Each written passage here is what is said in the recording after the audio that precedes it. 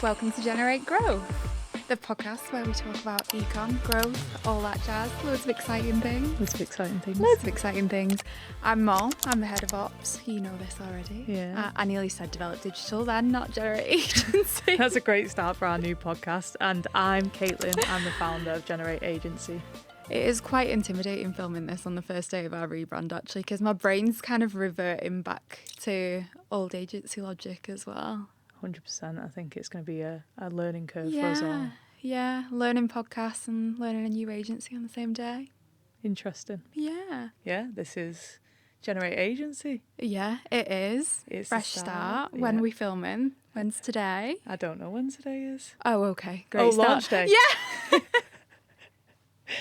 I think that pretty much says how long we've been. How tired are you feeling today? Yeah, really, Maybe really we tired. should start with that. Yeah, I think there's always like that fine line between like being motivated non-stop and like that tiredness really kicking in. And I think you always go through like these ebbs and flows of business in general. And I think we've just been on such a high for the past 2 months of just creating like applying different strategies and learning new things. The entire team has, like, not just us.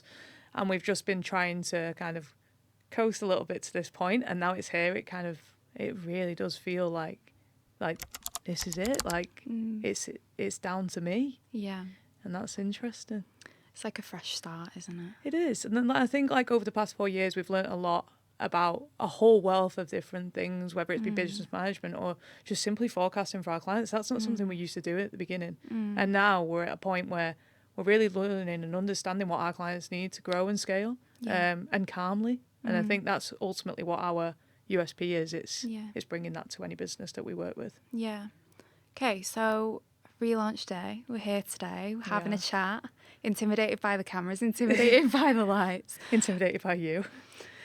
Charming, but okay, we move. But why are we here? Like, why are we having this conversation? Like, who are we speaking to right now, and what we're trying to achieve by doing this podcast? Listen, like, I think over the past 4 years of me being in the agency space and really scaling Develop Digital to what it was, we'd learned a lot from the different brands that we worked with, and e-commerce has changed so much. And I think starting as Develop Digital, it really was what it said on the tin. It was developing like who we were, where our agency sat, what we were trying to achieve, what ecom brands we were trying to get ourselves in front of. Like, we'd worked with everything from startups right until like 9-figure brands, and there's a huge like gap in those experiences that we've learned so much information about. And the reason that we're here now is ultimately we've graduated. Like, I feel like that was our little high school, college era, and we've grown up a little bit. And I think that's what Generate really communicates. Like, Generate communicates exactly what we're here to do. It's generate confidence in who we are as a brand, but also generating income, revenue, scalability, all those things for our clients. So specifically speaking, we're talking to, the Shopify founder. That's our bread and butter. We work with Shopify brands for a reason. Plugs and plays very easy into all the different ad managers, platforms that we use. And we ideally work with brands that have above 50k in revenue. And the reason for that is as I said, we've started with startup brands, and we've really scaled those big brands as well with massive amount of spends. But I think what we really enjoy doing as a team and like as a business is getting in those like intricacies of what takes someone from like a 6-figure business into like a multiple 7-figure business to an 8-figure business, and going on that growth journey and being really like partnered with these people for a long period of time. And that's a key phrase, I would say, partnered. And I think we've identified those gaps before, haven't we, where we've worked with clients who are not quite at that revenue stage, and fundamentally it's too much risk to them as a person. Like, completely, because at the end of the day, we our businesses are our baby, and when you put that financial or that commitment pressure on an external coming into your baby, that's when like the relationship can sour. And I think ultimately, like, from that stage of growth, you really want to be looking at trying to learn as much as you can, and that's exactly what we did when we started the agency. Myself and Charlotte, we started from the ground up of learning as much as we can. We outsourced as little as possible for the first 2 years, because we wanted to know the intricacies of the ad account. We wanted to know the intricacies of what made a client tick, and I think all those things are super important and fundamental. And a lot of brands tend to miss that step. They kind of want to go from like the early exciting growing part of what resonates with your customers and the psychological like build up of that straight to let's make a fuck ton of money, and rarely in life does that work. And I think what we've kind of established in the agency is we love working with that business owner that knows that, you know, true scalability and the brands that are going to be here in the next 10, 20, 30 years is that sustainable growth over a period of time. Yeah. What would you say then, kind of going back to what we were saying about like risk before, in terms of like risks and pain points, etc., like where has someone got to that they can't get to any further? And that's why they're approaching us. Like, what is the pain point? And our client's going, I can't do this anymore. Yeah. I need Generate to help me right now. I mean, in any business, like you get to a point where you are outsourcing a bunch of different things depending on your skill level in those specific areas. So like for my business, for example, the last thing that I would outsource is the marketing, because that is what I've got my master's in and I've got years of experience in. And I think like the people that we're really trying to speak to throughout this is those who feel like, okay, I've got a good product. I know my target demo. I know that this has got legs, but I'm a little bit confused as to where to go to next. Maybe you're a little bit shit at numbers. That's, you know, that's a common one. Like, or the metrics that come with these like platforms that seem ever changing, or you just can't keep up to date with the algorithms, and creatively you're a little bit spent and you don't know where the next move is in this game of chess is going to take your business to the next level. And that's where we kind of like to swoop in when you're kind of at that midst of almost a little bit of chaos. We like and thrive in the chaos. And what we like to do is take our clients on that journey from like that chaos mindset of, okay, this like plugging in this third party software, Triple Whale, and showing you your numbers and metrics. This is where you can get to. Are you happy with this? Is there anything that you would change? If you could change, like, how does that look? And then we kind of plan 90 days in advance as much as we can, and as comfortable as that is for the client, to make sure that we're hitting and sustaining those goals over a period of time. And that ultimately builds trust, because when you do that and you build that consistency in that relationship with the client, that's when you get to that next level. And those are the exact people that we want to get to that next level, that want to partner with us and want to stay with us for a period of time and ultimately trust us to make the right decisions by that brand. Yeah, I love that. I feel like we are very chaotic people in general. Oh yeah. On every level, we're very chaotic. So how do you know then that a client's not just in the middle of this chaos and that they are ready for the growth? How do you balance that? I think it's always when you know, or you have understood that your marketing has hit a certain point, or you've managed to scale to a certain point consistently, and it's kind of hit a bottleneck. I think deep down, like, it just depends on the offer and the product. Like, when we strip back all the semantics, it's what you've got and the price you're selling it at. And if you've got that nailed down, your scalability is there. Where we're not quite ready is when we've probably got a little bit of shiny object syndrome. We're launching everything every 2 weeks because we feel like that's the right thing to do. We're constantly chasing the next penny or pound that's in the bank account, and we're on this loop of like constant like chasing, and that's not necessarily where we're sitting. We're chaotic, but we're chaotic in a very organized and structured way, in the fact that we launch things and make things work like simultaneously. Like we have like several parts of the project moving, which makes it feel like that chaos, but in the best way. It's organized chaos. And I think as a remote agency, we've had to, and we liken ourselves most like e-com brands because they lean into that. It's online. It's an online business. So understanding like the kind of makeup, if you like, of an e-com brand, and understanding like the fundamentals, it boils down to, have you got a really good product, and have you got a fucking good offer behind it? Because once you have that and you've got the organization around it, then we can take that you on that next like part of the journey, no matter what that looks like. And it's resilience too now. I think resilience is a huge one. I think like we've worked with some people that have been burnt by a number of agencies and still have that like open, like they do believe there is a good agency out there that's a fit for them.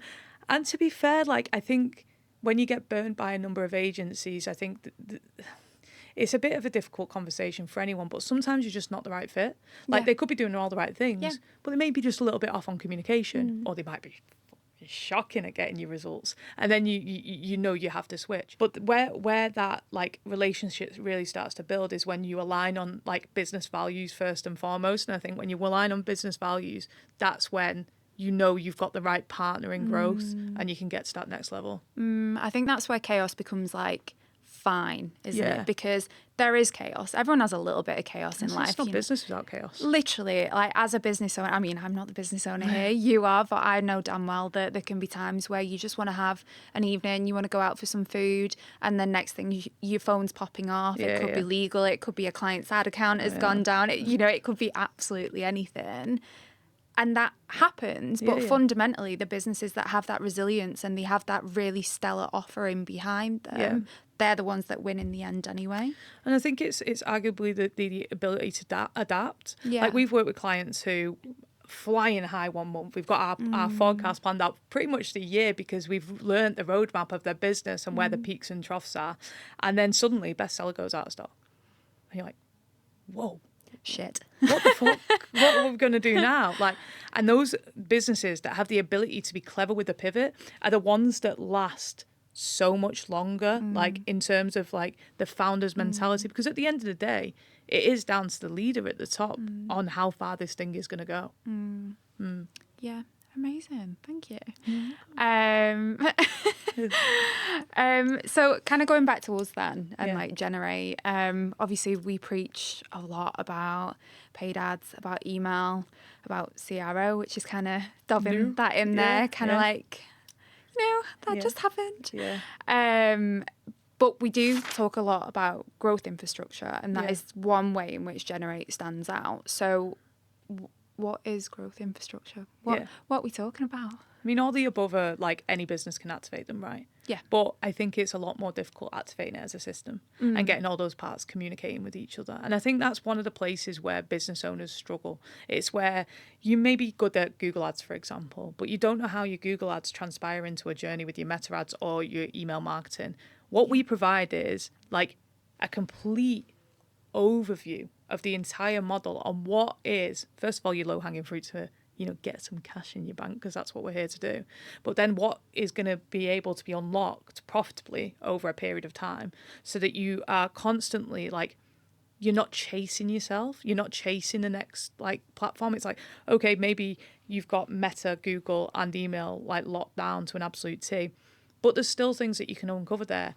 But that TikTok ad account, that's looking rather interesting at this point. But you really want to be making sure that the game plans are locked down for the others before you unlock that little bit of chaos or uncertainty into your marketing channel.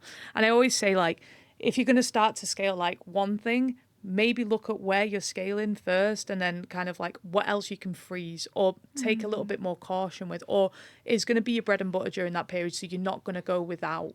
You know what I mean? So I think it's managing risk with reward. It's managing like growth in a system, and then ultimately that predictability. Now, if you like those, months where you're chasing revenue, and some months you make 200k a month and some you make 20.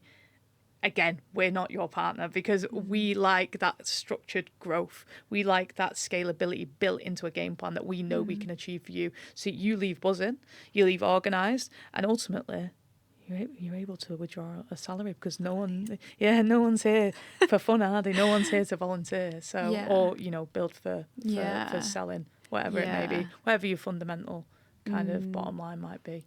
Absolutely. And I think we've seen those like pitfalls in clients as well, where don't want to slag anyone off, but they work with another agency on like one specific service, and then because everything isn't working in tandem, they're kind of left chasing the tails, but also not able to just get on a call with us and just be like, okay, I've got XYZ this month, what can we do across ads, what can we do across CRO, what can we do across email? And then it's like nothing works in conjunction with each other. You've got these ads that are working really well on our side, but they might have an email marketer that just isn't stepping up and isn't picking up the slack. And we know that it's difficult to just go, here's all my marketing. Like, it is difficult. It's like literally that trust baton gets handed 100%. Over, and that kind of fear kicks in, because again, it's normal, it's natural. You're taking a risk in your business. But without that like control, what you're going to have is kind of like what the client would be experiencing in the fact if you split your strategy across like several different people or 7 different agencies, freelancers, whatever it may be. Your customer is going to feel that. It's like, wait, this killer Facebook ad that is speaking directly to me, or the influencer that I found you guys through is so polished, for example, or maybe a bit crazy, whatever that may be. But then your email marketing strategy looks like it's been copy and pasted from, ChatGPT probably at this point. The M dashes are just flying all over it. Then you're losing that trust of your customer, right? Yeah. You're taking them on a journey, and then that disconnect starts to arrive at certain points because you're not like a full brand. And we could speak for hours about branding and what that actually means and how that can come across. But I think fundamentally that is what we are here to provide, and we understand that that's scary in the first instance, but we've got enough case studies to show that this works, and it works well. And when you put the trust and you share the trust and you come with the fundamentals of what you want to achieve, the sky's the limit. The sky is literally the limit. Yeah, absolutely. So in terms of what else we're here to provide, getting back to this podcast, what can people expect from us week on week? I think it's mostly for me, I just want to unfortunately for everyone, get my face out there and I'm really like over the past few years I've hid behind the scenes, and hiding behind the scenes can serve a lot because I've learned so much more than I could have ever imagined. And I think ultimately what's important during this period is we share it. I don't want to be sitting here and even if you don't trust in the agency model or whatever it is that you kind of turn off of it, even if you listen to this podcast and you learn 1 or 2 things about yourself as a brand owner or your business that you can apply and actually get results for, that's what we're about. I really want to build a community of people that are passionate about growing not just their business, but growing each other. And that's exactly what we said this morning, actually, in our launch team meeting. It's everyone here has the capability to grow each other too. Yeah. And I think that is so important and fundamentally what makes us different as an agency. We're not just about the growth of your business, we're about the growth of you and your team and really empowering communities. And that's exactly what we want to achieve in this podcast as well. Love that. Today we're going to be talking about overconsumption, TikTok and January buyer habits as well, which is something that you were feeling quite passionate about the other week.